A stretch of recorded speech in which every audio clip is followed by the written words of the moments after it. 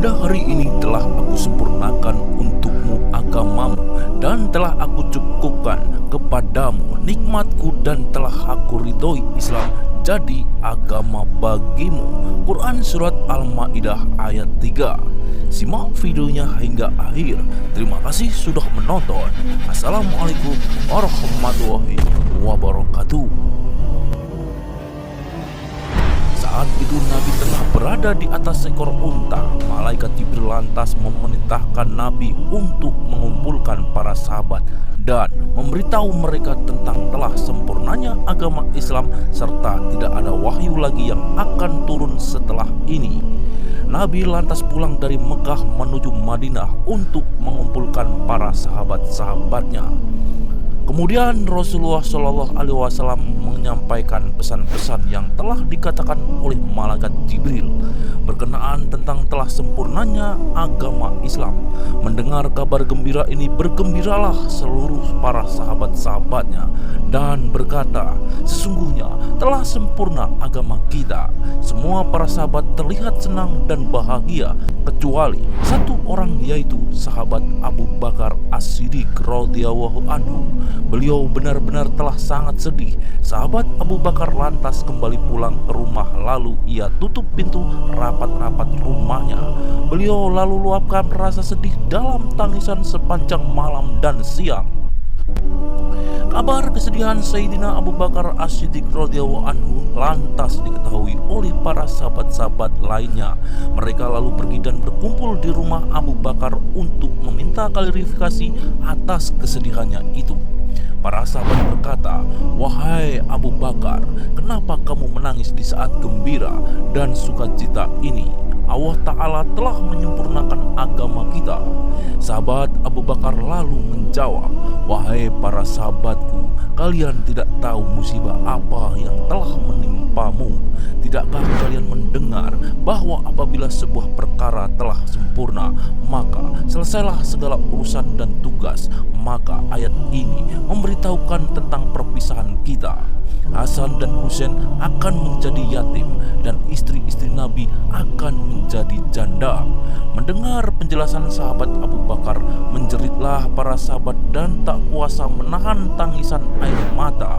Para sahabat lain yang mendengar tangisan dan cerita di kamar Abu Bakar, Rasulullah Shallallahu Alaihi Wasallam lantas bergegas menuju para sahabat yang tengah bersedih dan berkata, "Kenapa kalian menangis, wahai sahabat-sahabatku?" Sahabat Ali menjawab, "Sesungguhnya," Abu Bakar berkata, "sesungguhnya aku mendengar dari ayat ini bahwa wafatnya Rasulullah Shallallahu Alaihi Wasallam. Benarkah ayat ini menunjukkan wafatmu ya Rasulullah?" Rasulullah menjawab, "Benar apa yang dikatakan Abu Bakar itu. Sungguh telah dekat kepergianku dari sisimu dan sudah tiba saat perpisahanku denganmu." Ketika sahabat Abu Bakar mendengar penjelasan Nabi, maka menjeritlah ia dengan sangat keras sekali hingga akhirnya pingsan dan tersungkur tidak sadarkan diri. Sementara badan sahabat Ali gemetar. Di sisi lain, para sahabat lainnya terguncang hatinya dan merasa takut. Para sahabat lantas menangis dengan sangat hebat. Tidak hanya itu, gunung dan bebatuan juga ikut menangis. Menangis jugalah para malaikat-malaikat di langit. Bahkan cacing-cacing, binatang-binatang di hutan maupun di laut, semuanya bercucuran tangis air mata. Rasulullah lantas bersalaman dan berpamitan dengan para sahabat. Rasulullah juga terlihat menangis saat memberikan wasiat kepada mereka. Ketika hari-hari wafatnya, hari semakin dekat, Rasulullah pernah memerintahkan Bilal untuk memanggil orang-orang melaksanakan sholat. Kemudian Bilal melaksanakan perintah Nabi itu dan menyeru kepada segenap kaum muslimin untuk melaksanakan sholat. Lalu berkumpullah para sahabat baik kaum muhajirin dan kaum ansor ke masjid. Rasulullah Shallallahu Alaihi Wasallam lantas melaksanakan sholat 2 rakaat bersama para sahabatnya. Setelah selesai, kemudian naiklah Nabi ke atas mimbar dan memuji serta memuja kepada Allah Subhanahu Wa Taala. Rasulullah lalu menyampaikan sebuah khutbah yang sangat menyentuh hati. Siapapun orang yang mendengarnya pasti akan merasa takut dan membuatnya matanya menangis. Nabi lantas bersabda, "Wahai kaum muslimin sekalian, sesungguhnya aku adalah seorang nabi, penasihat dan penyerumu kepada Allah dengan izinnya, dan aku bagimu sekalian seperti seorang saudara kandung yang belas asih atau ayah yang penyayang. Barang siapa yang pernah teraniaya olehku, maka hendaklah ia berdiri dan membalas kepadaku sebelum adanya pembalasan di hari kiamat." Akan tetapi tidak ada satu orang pun yang mau mengaku dan berdiri. Setelah Rasulullah berkata lagi 2-3 kali, barulah ada seorang pria yang bernama Uqaisyah bin Muhsan. Ia lalu berdiri di hadapan Nabi dan berkata, "Aku tebus engkau dengan bapak dan ibuku, wahai Rasulullah. Andaikan engkau tidak menyeru kami berkali-kali, niscaya diriku tidak akan berani melakukan hal itu." Lalu Uqaisyah bercerita menjelaskan, "Sedikit pun sebenarnya aku pernah bersama engkau, wahai Rasulullah, waktu di perang Badar. Untaku berdekatan dengan untamu, ya Rasulullah.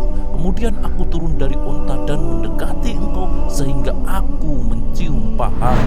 Maka engkau lalu mengangkat pecut yang digunakan untuk memecut unta itu supaya berjalan cepat. Tetapi dengan pecutan itu engkau tidak sengaja telah memecut pinggangku.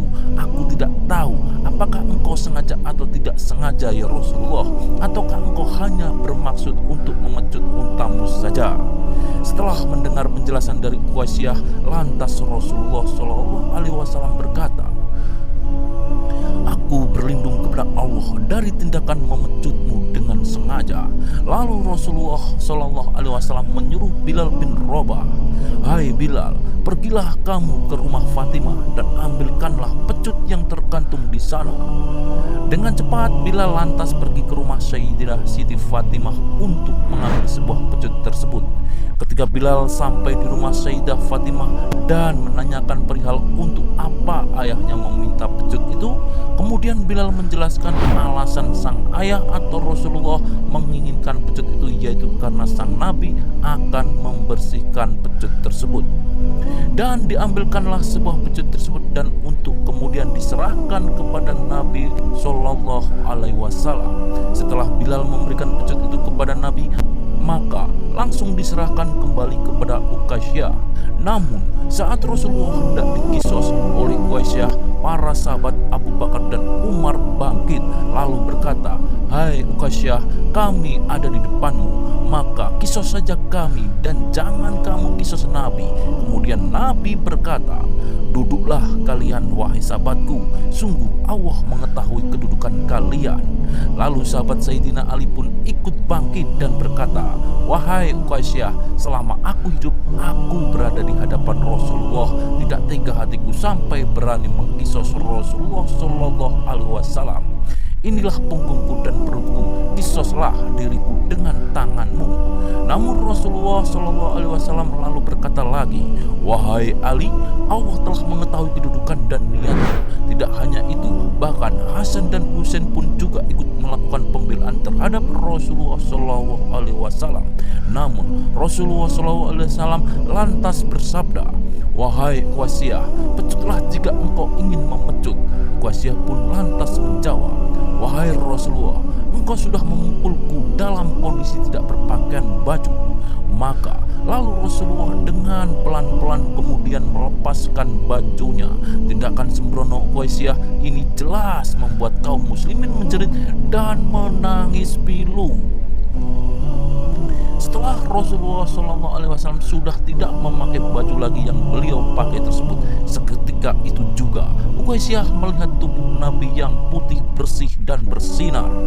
Uqaisyah lantas langsung mendekat dengan pecutnya dan secara tiba-tiba mendekap dan mencium punggungnya Rasulullah SAW seraya berkata, "Aku tebus engkau dengan nyawaku, ya Rasulullah. Siapakah yang akan tega mengkisos engkau, ya Rasulullah?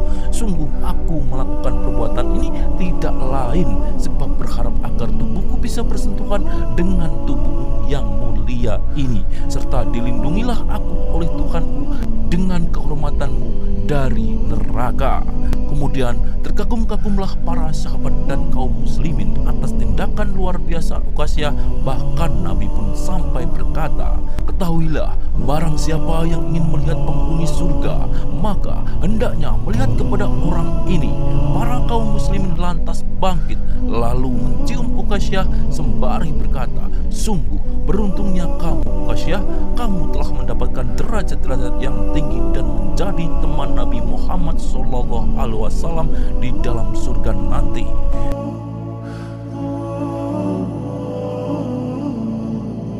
Nah, gimana Rebanes menurut kalian tentang kisah tersebut? Peristiwa yang menyedihkan dan inspiratif saat menjelang hari-hari sebelum wafatnya Rasulullah SAW ini. Dengan kisah ini semoga dapat kita ambil hikmahnya dan manfaat dan kebaikan untuk kita semua. Tulis komentar kalian di bawah. Terima kasih sudah menonton hingga akhir, dan semoga Gideon Bagus bisa lebih baik lagi memberikan informasi tentang Islami. Mohon maaf bila ada salah. Wallahu a'lam bishawab. Wassalamualaikum warahmatullahi wabarakatuh.